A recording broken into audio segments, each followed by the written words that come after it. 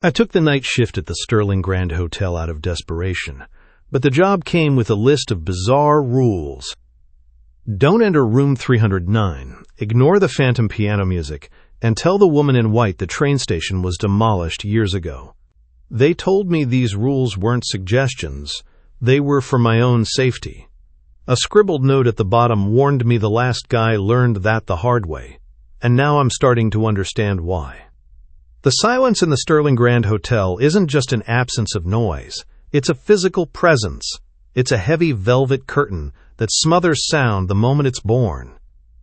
On my first night, I learned that my own footsteps were the loudest things in this gilded mausoleum, echoing off the marble floors and getting swallowed by the thick, crimson carpets that snake down endless hallways. The air, thick with the scent of lemon polish, old wood, and something else, something like dust and dried roses, seemed to watch me. Every gilded mirror I passed held my reflection for a second too long, and I couldn't shake the feeling that the portraits of stern-faced founders were tracking my every move. Desperation is a hell of a motivator. It's what gets you to trade a 9-to-5 desk job you just lost for a 9-to-5 graveyard shift patrolling the hollowed-out heart of a century-old hotel. It's what makes you kiss your sleeping daughter Elena on the forehead, promising her you'll be home for breakfast, even when the rent is 3 weeks late and your stomach is a knot of anxiety. Elena is my whole world, the bright, giggling sun in my otherwise cloudy sky. For her, I'd walk through hell. I just didn't realize I'd be doing it in a cheap, polyester security uniform. My first brush with the hotel's personality came around 2 a.m. I was on the 3rd floor, a long, dim corridor of identical doors. As I passed room 309, I heard it. Not a TV, not a radio, but something older. The muffled sound of men laughing, the clink of glass on glass, and the distinct, soft shuffle of a deck of cards. It sounded like a poker game, lively and close. I paused, my hand on my radio, ready to call it in. A noise complaint was the most normal thing I could imagine. I leaned closer, pressing my ear against the cold, dark wood of the door. The laughter died abruptly, replaced by the same oppressive silence that owned the rest of the hotel. I frowned, thinking I'd imagined it. On a whim, I reached out and gripped the brass doorknob. Ice. It was so cold it felt like it was burning my palm. A deep, unnatural chill that had no business being there. Before I could pull away, the knob twisted violently in my hand. A sharp, brutal turn as if someone on the other side was trying to rip it open. I stumbled back, my heart hammering against my ribs. My flashlight beam trembled on the door as a dark, viscous liquid, thick as old blood, began to seep from the crack at the bottom. It oozed onto the pristine carpet, a spreading stain of pure black in the dim light. I stared, frozen, my mind refusing to process what I was seeing. A leaky pipe? A spilled drink? But I knew, with a certainty that chilled me deeper than the doorknob had, that it was neither. When I'd clocked in, my supervisor, Mrs. Lynn, had met me in the sterile white security office. She was a small, severe woman, with eyes that didn't miss a thing. She didn't waste time with pleasantries. Instead, she slid a single sheet of creased, yellowed paper across the desk. "Your duties are standard," she said, her voice crisp. "Patrols, access control, incident reports. But this hotel has its own procedures. These are the 7 rules of the night shift. You will follow them to the letter. No questions, no exceptions. They are not suggestions, Mr. Martinez. They are for your own safety." On the paper, in elegant, spidery handwriting, was a list of the most bizarre instructions I had ever seen. They were nestled between normal protocols about checking fire exits and logging patrol times. Things like, ignore piano music from the ballroom after 2 a.m. and never enter room 309 between midnight and 4 a.m. My eyes scanned the page, a knot forming in my gut. This had to be some kind of rookie hazing. But Mrs. Lynn's face was as serious as a heart attack. Then I saw it. At the very bottom of the page, scribbled in faint pencil as if someone had added it in a hurry, was a small, chilling note. Arthur learned the hard way. "Arthur?" I asked, my voice barely a whisper. Mrs. Lynde's gaze sharpened. She picked up the paper, her thumb brushing over the penciled words before she folded it and handed it back to me. "Your predecessor," she said flatly. "He worked here for 6 months. A good guard, reliable. What happened to him?" "He quit," she said, but her tone was clipped, final. "One morning, he was just gone. Left his coat, his final paycheck, everything. Said the job wasn't for him." She looked at me then, and for the first time, I saw something flicker behind her stern facade. A warning, maybe even a hint of pity. "Just follow the rules, Leo. For your daughter's sake." She didn't need to say another word. Standing there in the silence, with the memory of that ice-cold doorknob and the dark stain spreading under the door of room 309, I knew this wasn't just a job. It was something else entirely, and I was already in way too deep to turn back. Back in the fluorescent hum of the security office, the list of rules felt less like a prank and more like a holy text from a religion I didn't want to be a part of. The paper was worn soft at the creases, and I spread it flat on the desk, my fingers tracing the handwritten script as if the words themselves might bite. The encounter at room 309 had scraped away my skepticism, leaving behind a raw and unfamiliar fear. My partner for the night, a heavy-set guy named Hector with a perpetually bored expression, barely looked up from his crossword puzzle. "You look like you've seen a ghost," he grunted, clicking his pen. "Something like that," I muttered, my eyes fixed on the list. Now, they read like commandments for survival. The first rule was a chilling echo of my experience.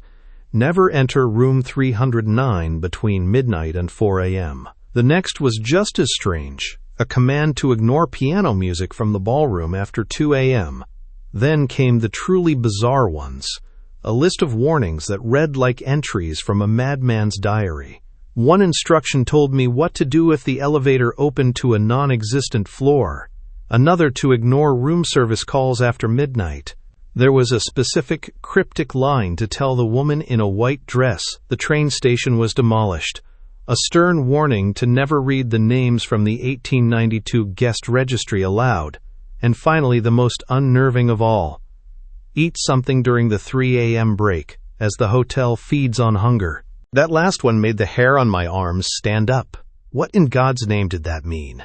It sounded like something out of a twisted fairy tale, the kind you don't tell children. My train of thought was shattered by the shrill ring of the old rotary phone on the desk. Hector answered it with a sigh, propping his feet up. "Sterling Grand, night desk." "Uh-huh, yes ma'am, room 418, he scribbled on his notepad. "Got it, right away." He hung up and tossed his pen down. "Lady in 418 wants a bottle of chilled champagne. Can you believe the nerve?" I stared at him, my blood running cold. "Hector, the top floor is the 3rd floor. There is no room 418. He just shrugged, turning back to his puzzle. "Yeah, I know. It's a glitch in the old phone system. Wires get crossed, calls get routed weird. Happens a few times a week. You just gotta play along and ignore it." He tapped his pen. "That's rule number 4 in action. As long as you don't answer the call, you're fine. Since I answered it, I just pretend to take the order. Keeps things quiet." He said it so casually, but his deliberate pause told me he knew more than he was letting on. He was choosing ignorance as a shield.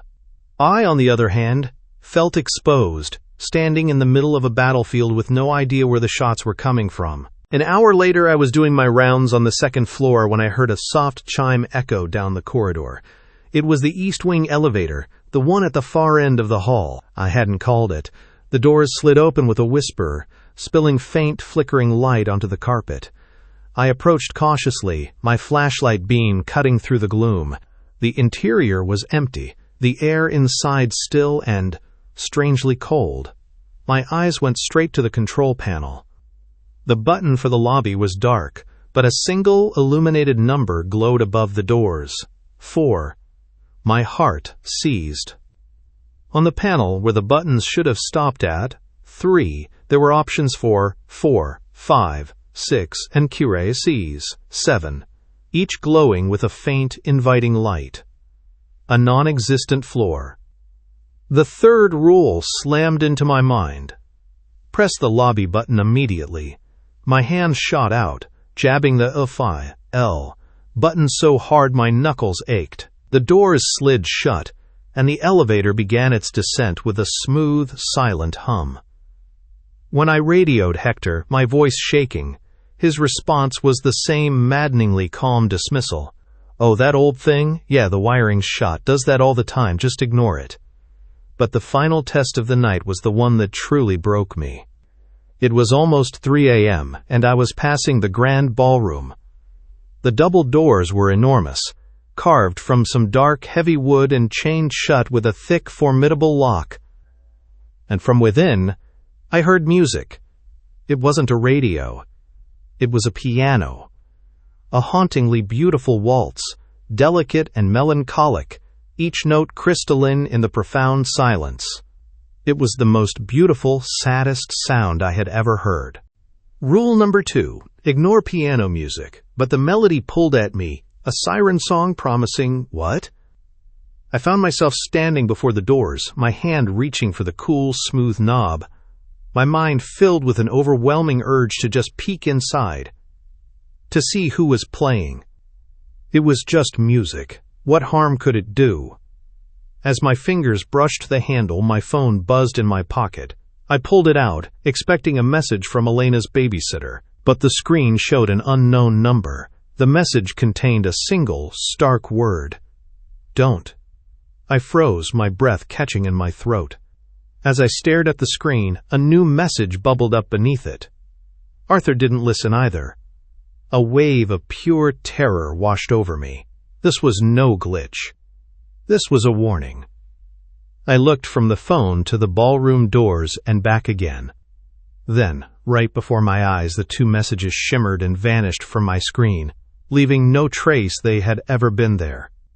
I was alone again in the silent hall, the haunting piano waltz, the only proof that the last few minutes had happened. I backed away from the doors slowly, my heart pounding a frantic rhythm against my ribs, and fled back toward the flimsy safety of the security office. The rules weren't a guide, they were a lifeline, and I had the sinking feeling that, one by one, the hotel was going to force me to use them all. The sun was a pale, watery thing by the time my shift ended. Morning felt like a foreign country. As I prepared to hand over the watch to the day shift, Mrs. Lin found me in the security office, a fresh cup of coffee in her hands. The deep lines around her eyes seemed to have been carved by 1,000 sleepless nights just like mine. "You saw something," she said. It wasn't a question. I told her everything. The waltz from the ballroom, the impossible elevator, the text messages that vanished into thin air. I told her about Arthur. She took a slow sip of her coffee, her gaze unwavering. "Arthur was a good man," she began, her voice low and even. "He had a daughter, too. He thought the rules were a joke, a way for the old-timers to haze the new guy. He was curious. That's a dangerous quality in this place." She set her cup down, the soft clink of ceramic on wood echoing in the quiet room. One night, he heard the piano. Hector told him to ignore it, but Arthur thought it was beautiful. He used his master key on the ballroom doors. She paused, letting the weight of her words settle. The next morning, the doors were locked and chained from the inside. We had to break them down. The ballroom was empty, dust sheets on all the furniture, just like they'd been for 50 years. But there, sitting neatly on the piano bench, was his uniform. Folded, his shoes were placed side by side beneath it. He was gone. Her words hung in the air, colder and more final than any ghost story. Arthur wasn't fired. He hadn't quit. The hotel had simply accepted him. The next few nights passed in a tense, watchful quiet. I followed the rules with the devotion of a zealot. I ignored the faint sounds of shuffling cards from 309. I averted my eyes from the East Wing elevator. And when the clock ticked over to 3 a.m., I forced down a dry sandwich from my lunchbox, the seventh rule echoing in my head. The hotel feeds on hunger. But the hotel wasn't finished testing me. The calls for room 418 became a nightly ritual. Sometimes it was a man's voice, demanding a newspaper. Other times it was a child, crying for her mother. But most often, it was the same woman, her voice thin and reedy, asking for service, for a Mrs. Eleanor Vance. Hector would sigh, make a fake note, and hang up. But her name stuck with me. One quiet afternoon, driven by a gnawing curiosity, I asked Mrs. Lin for access to the hotel archives. In the dusty basement, I found it. A massive, leather-bound guest registry from 1892. The pages were brittle, the ink faded to a ghostly brown. I ran my finger down the list of names until I found her. Vance Eleanor, room 418, and beside it, a notation in a different, more hurried script. It read, "Still here, still waiting." That night, the hotel revealed another of its impossible secrets. As I patrolled the third-floor corridor, the hallway in front of me seemed to shimmer, the pattern on the wallpaper flowing like ink in water. Where a solid, featureless wall had stood moments before, an opening appeared.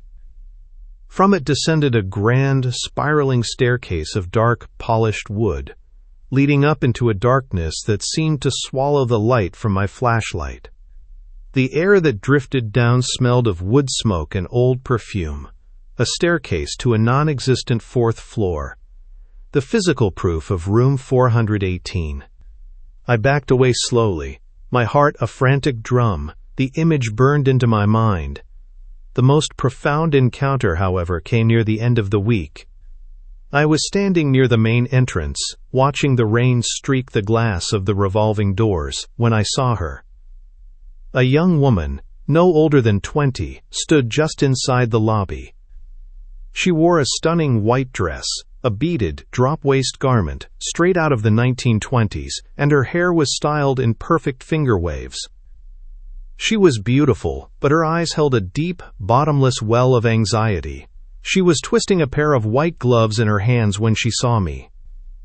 "Excuse me," she said, her voice soft as silk. "Could you please give me directions to the train station? I'm terribly late." Rule number 5 clicked into place in my head. Tell the woman in a white dress the train station was demolished. Hector was standing only a few feet away, polishing a brass plaque, completely oblivious. To him, I was talking to thin air. I cleared my throat, my own voice sounding harsh in comparison to hers. "I'm sorry, ma'am," I said, the words feeling foreign and cruel on my tongue. "The old train station. It was demolished years ago." The light in her eyes flickered and died. A look of devastating sadness washed over her features. "Oh," she whispered, her shoulders slumping. "I see. I was afraid of that. Thank you." She turned and walked toward the street corner just outside the hotel doors. As she reached the edge of the awning, her form grew translucent, her elegant figure dissolving into the falling rain until there was nothing left but the empty, glistening sidewalk. Hector looked up, shaking his head. "Talking to yourself, Leo?" he asked with a chuckle. "This job will do that to you." I didn't answer. I just watched the rain, knowing with a terrifying certainty that I wasn't going crazy. I was just the only one who could see. The second floor was supposed to be the quiet one. Mostly long-term residents and empty suites, it was usually the easiest part of my patrol. But that night, as I passed the recently vacated room 237, I felt a familiar, unnatural drop in temperature. The couple staying there, a cheerful pair celebrating their anniversary, had checked out that afternoon. I knew the room was empty. Still, I paused, listening. Faintly, through the thick wood of the door, I heard voices, a man and a woman, their words whispered and indistinct, like a radio playing in another room. I leaned closer, my ear pressed against the cold surface. Their conversation became clearer, an echo trapped in time. "We'll be back before midnight," the woman's voice said, light and happy. "I can't wait to try that new restaurant, the Gilded Cage." The man murmured a reply, something about having the best table. It was a perfectly normal conversation, except for the fact that the room had been professionally cleaned and vacant for hours. I felt like an intruder, eavesdropping on a memory. I backed away, a shiver running down my spine. The hotel wasn't just holding onto its ghosts, it was holding onto moments. When I got back to the lobby, the real couple from 237 was standing at the front desk. My blood turned to ice. "We're so sorry to bother you," the husband was saying to the day shift clerk who was preparing to leave. We were just at the gilded cage, and my wife realized she left her pearl earrings on the nightstand. The words hit me like a physical blow. A temporal paradox, playing out right in front of me. The hotel wasn't just haunted, it was fractured, its timeline bleeding together like watercolor on wet paper. That's when the call came, not from the hotel, but from my life outside it. My babysitter's voice was strained with worry. Elena's fever had spiked. She was crying for me. Every instinct in my body screamed to drop everything and run home to my little girl. But I couldn't. I needed this job. I needed the paycheck that would cover the doctor's visit. I promised I'd be home the second my shift ended and hung up, my hands trembling. The hotel seemed to sense the crack in my armor. It could feel my exhaustion, my fear, my desperation, and it began to push. As I started my next patrol, the building itself began to warp around me. A long hallway on the 3rd floor that I had walked 100 times suddenly stretched before me, the door at the far end receding as I walked, the pattern of the carpet repeating itself into an impossible, dizzying distance. I turned a corner and found myself facing a row of new doors, rooms 313, 314, 315, where there had only ever been a solid plaster wall. I felt a surge of vertigo, my mind struggling to hold on to what was real. The real breaking point came just after 2 a.m. It started with a single, jarring ring from the rotary phone in the security office. Before Hector could answer it, the phone at the front desk began to shriek. Then another, a courtesy phone from the hallway, its ring muffled by the distance. Within seconds, a cacophony erupted. Every phone in the hotel, from the suites to the service closets, began ringing simultaneously. The sound was maddening, a wall of insistent noise pressing in from all sides. Hector snatched the receiver from the office phone, his face pale. "Sterling Grand!" he shouted over the din. He listened for a moment, his eyes wide, then slammed it down. "It's her, Mrs. Vance." He pointed a shaking finger at the switchboard, where dozens of lights were blinking in a frantic, synchronized rhythm. "It's all her!" Hector, who had treated every strange occurrence with a lazy shrug, finally snapped. "This is ridiculous," he yelled, standing up so fast his chair scraped against the floor. "This has gone on long enough. She just wants some help. I'm going to find out what the big deal is." "Hector, no!" I shouted, grabbing his arm. "The rules! Room 418 doesn't exist!" He shook me off, his face set with a stubborn, reckless determination. "I'm not going to hide in this office while some poor old lady needs help." He scribbled a quick note on his crossword puzzle and slapped it on the desk. It read, "Gone to help room 418. He strode out of the office and headed for the main stairwell. I ran after him, pleading with him to stop, to think about what he was doing. He didn't listen. He pushed through the heavy door to the stairs and was gone. The moment the door swung shut behind him, the ringing stopped. Every phone fell silent at once, plunging the hotel into a silence that was deeper and more terrifying than the noise had been. I stood there, my heart hammering. A minute later, my walkie-talkie crackled to life, a hiss of static, and then Hector's voice, sounding faint and strangely distant. "Leo, man, you there? Hector, where are you? Get back here." There was a pause, filled with static. "What are you talking about? I'm in the lobby." "And guess what? Arthur is down here. Says he was just about to call you." The name hit me with the force of a physical blow. Arthur. "Hector," I said, my voice barely a whisper. "Arthur is gone." "Gone? What do you mean?"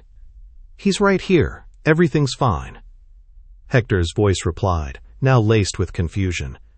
"Why'd you sound so panicked on the radio? The lobby's totally normal." His voice dissolved into a long, drawn-out burst of static that scraped at my ears. And then, nothing, just the dead air of an open channel. He was gone. The hotel had taken him, pulling him not into a different room, but into a different time, and I was completely, utterly alone. The silence left by Hector's disappearance was a crushing weight. His empty chair in the security office, his half-finished crossword puzzle left on the desk, they were monuments to my failure. Guilt was a bitter taste in my mouth. I should have tried harder to stop him. I should have known that his cavalier attitude was a shield for a fear as deep as my own.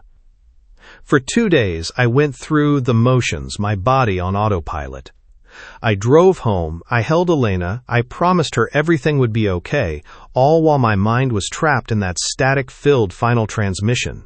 The thought of quitting was a constant, desperate drumbeat in my head. I could walk away, find another job, any job, and never set foot in that place again. But then I'd look at my daughter's trusting face, at the stack of bills on the kitchen counter, and the desperate reality of my situation would settle back in. Running wasn't an option. If I couldn't run, I had to fight. But you can't fight what you don't understand. The rules were a defense, but they weren't a weapon. Knowledge was the only weapon I could think of. Instead of going home to sleep after my shift, I drove straight to the city's public library. The library was an oasis of comforting quiet, a world away from the Sterling Grand's oppressive silence. The air smelled of old paper and binding glue. Under the warm glow of a reading lamp, I started to dig, typing the hotel's name into the digital archive search. The initial results were all glossy travel articles and architectural praise. But as I refined my search to historical records, a different story began to emerge. I found a reference to a different Sterling Grand Hotel, one that stood on the same plot of land but was destroyed at the turn of the century. I moved to the microfilm readers, the low hum of the machine, a steady presence in the silent room. I threaded a dusty reel of the Evening Chronicle from 1906, and the headline leaped out at me from the illuminated screen, stark and brutal in faded black and white, Sterling Grand consumed by flames. Tragedy on Crown Street. I spent the next 2 hours scrolling through scorched headlines and grainy photographs, a story of greed, arson, and murder unfolding before me.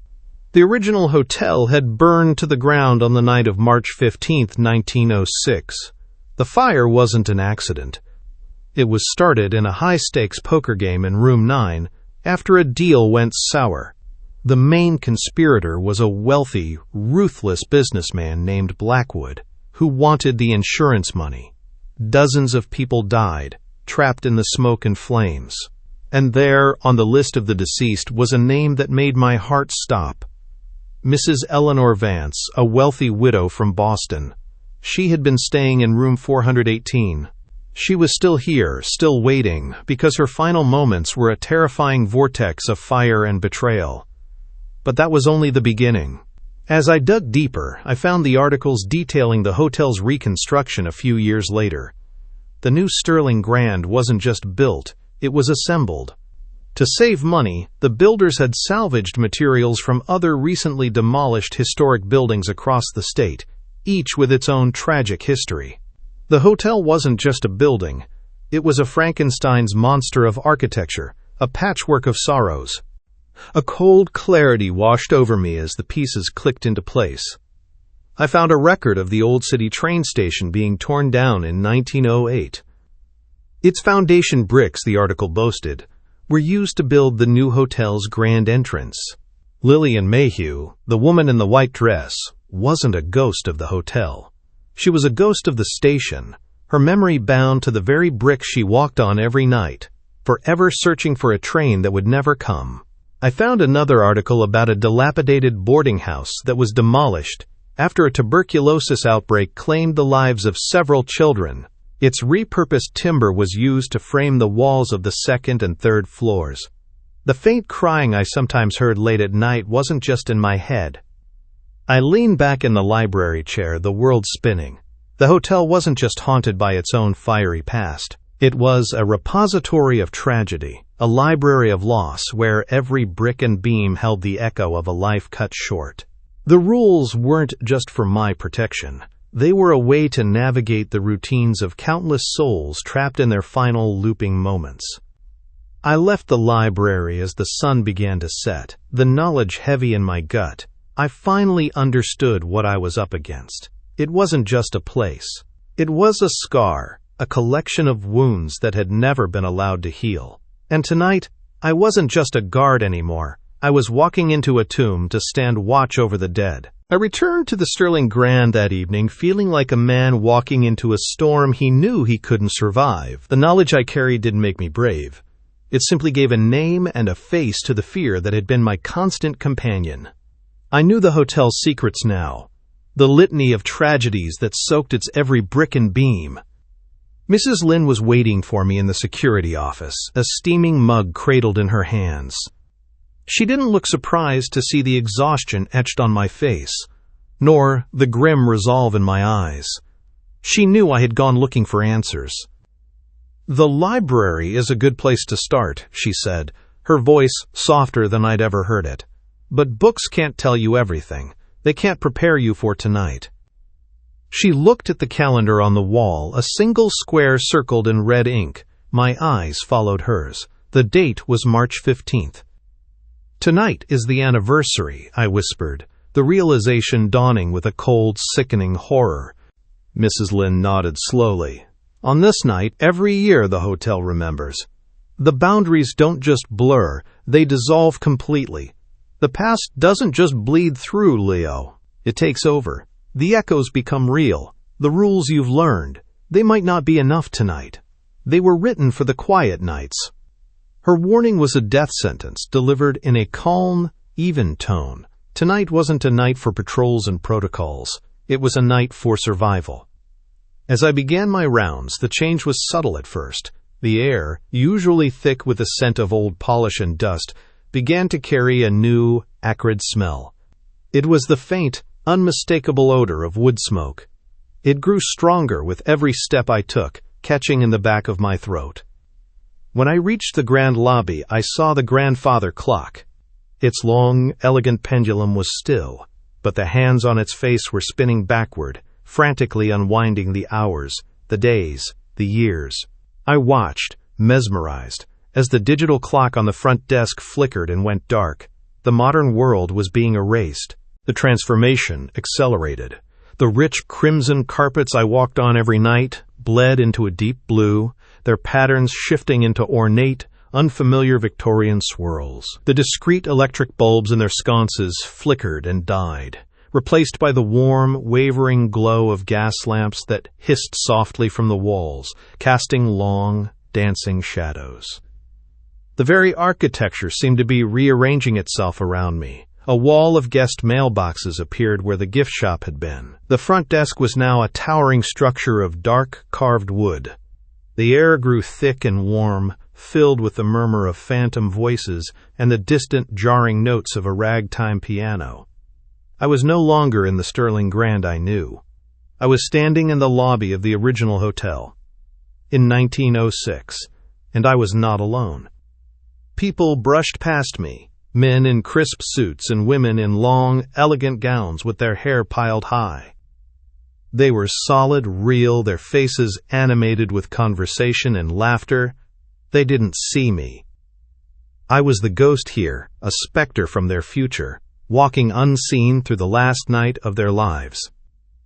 Drawn by a horrible magnetic pull, I made my way to the third floor. The hallway was the same, yet different. The numbers on the doors were different. My eyes found the room I was looking for, not 309, but a simple, polished plaque that read, Room 9. The door was slightly ajar. From within, I could hear the low rumble of men's voices, the clink of whiskey glasses. This wasn't an echo. This was happening now. Peeking through the narrow gap, I saw them. 4 men around a card table, their faces illuminated by the amber glow of an oil lamp. One of them, a man with a cruel smile and eyes as cold as a winter sky, laid his cards on the table. It was Blackwood. His face was exactly as it had been in the old newspaper photograph. "The insurance will cover our losses tenfold," he was saying, his voice a confident, venomous whisper. "A small fire, a bit of smoke. By the time anyone realizes what's happening, the whole place will be an inferno. A clean slate for us all." One of the other men looked nervous, his gaze darting toward the door. "And the guests?" Blackwood laughed, a short, ugly sound. "Collateral damage." He picked up his glass, raising it in a toast. "To new beginnings." I pulled back from the door, my heart hammering against my ribs. I was a witness to the crime. The conspiracy wasn't a story in a 100-year-old newspaper. It was a plot unfolding just a few feet away from me, and the first match was about to be struck. The conspirators' toast in room 9 was punctuated by a sound that ripped through the fabric of the night, a single, deafening gunshot. A moment of absolute silence followed, a held breath before the plunge. Then, a woman screamed somewhere down the hall. The scent of smoke in the air thickened instantly, no longer a faint warning but a choking, oily cloud. I saw it then, a flicker of orange light from beneath the door of room 9, growing brighter with every second. The fire was born. The hotel plunged into pandemonium. Doors flew open and the spectral guests from 1906 flooded the hallways, their faces masks of disbelief turning to raw panic. They were solid and terrified, their screams echoing with a century of trapped fear. They ran past me, through me, their ghostly forms sending waves of cold through my body. The illusory gaslights flickered and died, and the only illumination came from the hungry, ghostly flames that began licking up the walls, consuming the antique wallpaper and casting terrifying shadows. The heat was real, a dry, scorching presence that promised a death I wasn't sure I could survive. My first instinct was to run, to flee this reenactment of hell. But then I thought of Hector. He wasn't part of this memory. He was from my time. Where was he? My heart seized with a terrible certainty. He hadn't gone to a non-existent 4th floor. He had been pulled here, to the source. He was in room 9. I pushed against the tide of panicking ghosts and threw my shoulder against the door. It burst open, and I stumbled into the heart of the inferno. The room was wreathed in spectral fire, but the poker table at its center was an island of calm. The other players were still there, but they were now little more than hollowed-out, silent figures of ash. And then I saw him. Sitting in the 4th chair, a hand of cards clutched in his stiff fingers, was Hector. His eyes were wide and vacant, staring at nothing, a puppet whose strings had been cut. The man in the main chair turned to face me. It was Blackwood, but he was no longer just a man. He was a monstrosity, a grotesque fusion of flesh and furniture. One side of his face was burned away, his skeleton visible beneath charred skin. The dark wood of his high-backed chair seemed to have grown into him, its carved legs like extensions of his own twisted limbs. Embers glowed deep within his empty eye sockets. "Ah, the night watchman," he rasped, his voice the sound of grinding cinders. "You've come to interfere, to be a hero." He gestured with a claw-like hand toward an empty chair at the table. "The game was interrupted. There is one hand left to play. Your man's freedom against yours. Sit, play for him." I looked from Blackwood's leering, burnt face to Hector's empty eyes. The whole hotel, the whole night, suddenly snapped into focus. The rules, the ghosts, the repeating tragedies, they were all part of a system. The hotel didn't just replay memories, it fed on emotion. Lillian Mayhew's endless longing, Mrs. Vance's patient waiting, and Blackwood's insatiable, burning greed. This game wasn't a memory, it was a trap, designed to ensnare anyone who stepped into it. My fear was the kindling, and my desperate desire to save Hector was the fuel Blackwood needed to make the fire real, to burn the hotel down all over again with us in it. To win was to feed him, to lose was to feed him. The only way to win was not to play at all. I met the creature's glowing gaze. I thought of Elena, of my promise to come home for breakfast. That love was the only thing in this whole cursed place that the hotel couldn't touch, the only thing it couldn't feed on. "No," I said, my voice clear and steady in the roaring chaos. Blackwood's smile faltered. "What did you say?" "I said no," I repeated, pushing the empty chair away from the table. "I'm not playing your game. The house doesn't always win, Blackwood. Tonight, the house folds." I turned my back on him and walked to Hector. I put my hand on his shoulder. "Hector, it's over. Let's go." As I spoke those words of refusal, a tremor ran through the room. Blackwood let out a furious, inhuman roar as his power shattered. The ghostly flames that had raged with such intensity suddenly lost their heat, turning translucent and thin, like projections on a screen. The monstrous form of Blackwood flickered, his features dissolving back into smoke and memory. I pulled Hector to his feet. He was limp, dazed, but he was moving. We walked out of the room, straight through the now powerless fire. The screaming ghosts in the hallway faded into whispers, their solid forms becoming transparent and then vanishing completely. The 1906 hotel crumbled around us, the gas lamps winking out as the steady, familiar glow of the emergency lights returned. The blue carpet dissolved back to crimson. By the time we reached the lobby, the air was cool and still, smelling only of lemon polish and old dust. The fire was gone. The anniversary was over. We were standing back in our own time, the silence of the Sterling Grand, a welcoming blanket around us. We stumbled out into the lobby, the illusion of 1906 shattering behind us like a broken mirror. Hector leaned heavily on me, his eyes glazed over with a deep, disoriented shock. He looked at his own hands as if they belonged to a stranger, his memory of the night, a nightmarish fog he couldn't quite grasp. Mrs. Lynn was waiting for us by the front desk, a first aid kit and 2 bottles of water sitting beside her. She didn't ask what happened. She already knew. "He'll be all right," she said, her gaze on Hector. "He just needs time away from the dark." Later, as the first gray light of dawn began to filter through the lobby's tall windows, Mrs. Lynn and I sat in the security office. Hector was resting on a cot in the back, his breathing finally even. "I understand now," I said, breaking the long silence. "The rules. I was so afraid of them, but I had it all backward." Mrs. Lynn watched me, her expression unreadable. "We're the intruders," I continued, the realization solidifying as I spoke it aloud. "Lillian Mayhew just wants to get to her wedding. Mrs. Vance is just waiting for the service she ordered. Blackwood is the only one who's truly malicious, but the others, they're just stuck. The rules aren't to protect us from them, they're to protect them from us. To keep us from disturbing their routines, from reminding them that their world is gone." The small, sad smile touched her lips for the first time.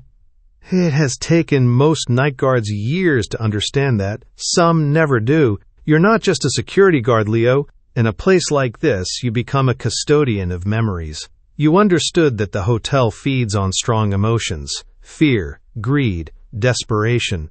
By refusing to give Blackwood what he wanted, you starved him. You broke the cycle." She slid a set of keys across the desk. They were different from my own, older and more ornate. "I'm moving to the head of corporate security. It's a desk job, a quiet one. The hotel needs someone here who understands its nature. The day shift supervisor position is yours if you want it." I looked at her, stunned. A promotion. Day shifts. No more wrestling with ghosts while my daughter slept. It was everything I needed.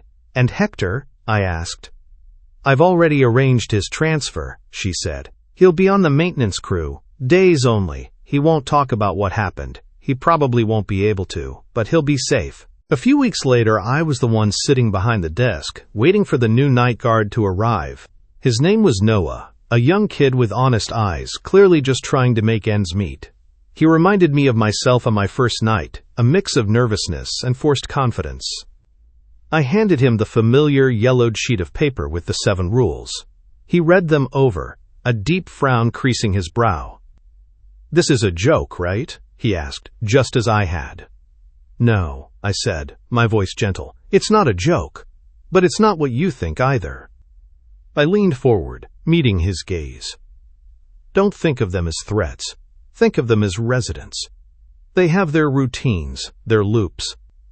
The woman in white isn't trying to hurt you. She's just lost. The music from the ballroom is a memory of a happier time. Your job isn't to be an enforcer. It's to be a respectful witness. Let them have their moments. Don't interfere, and they won't interfere with you. Just watch over them. Let them be." He looked from the paper to my face, and I saw a flicker of understanding in his eyes.